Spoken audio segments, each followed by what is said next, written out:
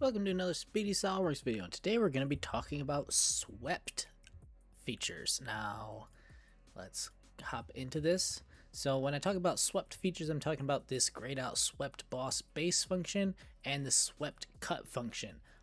Obviously they're grayed out because we don't have enough stuff to actually perform those features.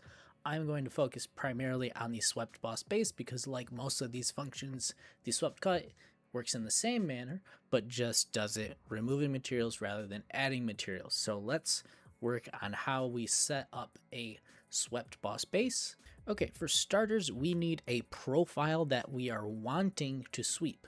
So that means we have to sketch something. So let's sketch on the right plane. This origin point is very, very important because that is how we are going to keep everything in the multiple planes in the same kind of functionality. So I'm just going to start with a circle. Circles are easy. They look good when they're swept. So let's just start with a 1-inch circle, and then that's it. That's all we have to do for this function. And actually, I'm going to go back in here, get rid of these because we don't need them for this and they just clutter things up. So we have our 1-inch circle that is just hanging out on the origin point.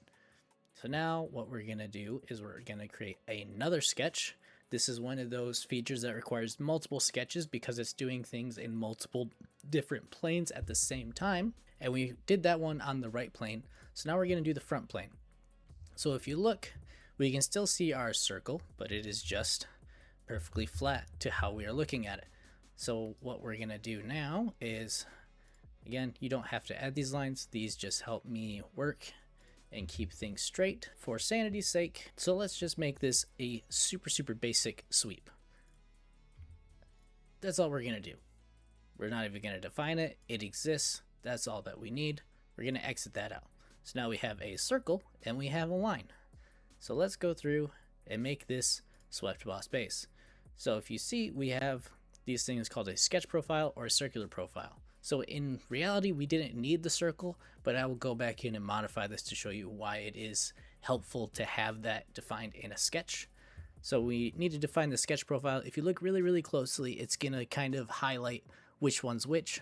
So we're going to define this as our circle, and this is the curve that you want to sweep it across, which is this guy.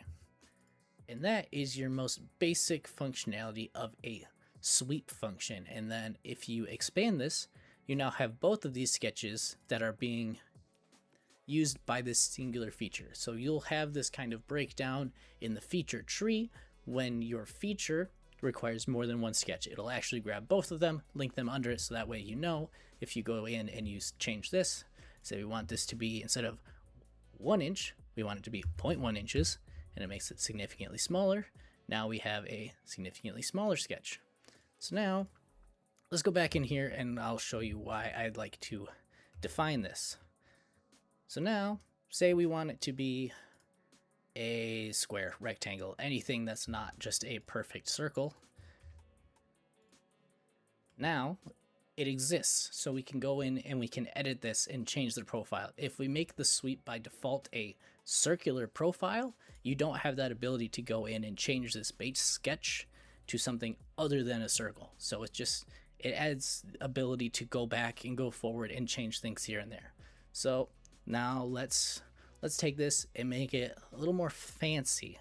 So we can take this, get rid of our sketch, and let's say we have no known constraints, so we just want to have fun. So we can make this splined, and we can go through and do all of the things. This actually might fail because of how crazy it is, but actually, if you look, it actually makes it. So these can be kind of crazy, especially if you have a spline, because there's no kind of conforming geometry that makes them work. They just kind of exist. But that allows you to make all sorts of crazy kind of artistic things because it's taking this profile, doing a whole bunch of things. Something that, if in these cases where you have, let's make this actually a little less crazy and wonky so you can look at what some of the other features do. So let's make this, take that to there. What I'm doing is I'm just going to make this a kind of a just fun little up and around and over sort of guy. So that's going to be our new sweep.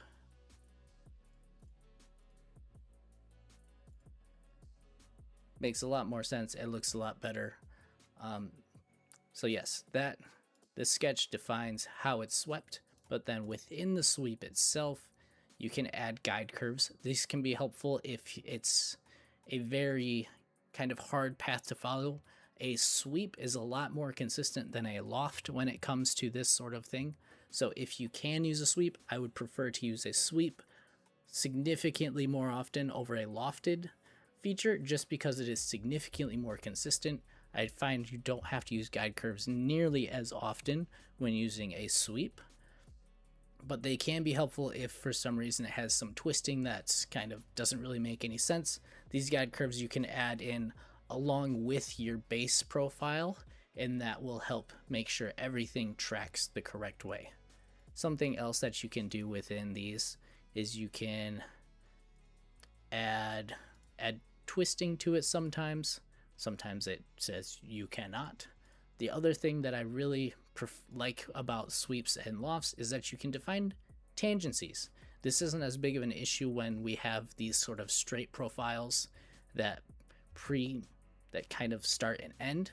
So let me go through and modify this sweep profile to give you an example of when those can be handy. So as you can see, this is going to end right at the end of that curve. So it looks pretty tangent. It probably is pretty darn close to tangent, but we can also enforce path tangencies.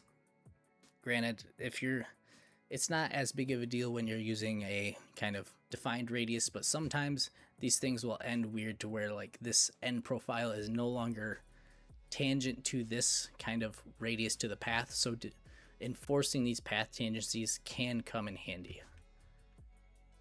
So that as a whole is pretty much the basics of how to use a swept Boston base. It requires 2 sketches, one to define a profile, unless you are only going to use a circular profile, and then you don't necessarily need the profile defined. You can just select a circular profile in the sweep feature, but then you need the path that you need it to follow. Besides that, I mean, just like most things in SOLIDWORKS, it all comes down to your creativity, but hopefully you found something useful in this. If you did, feel free to check out my other SOLIDWORKS videos. Thanks.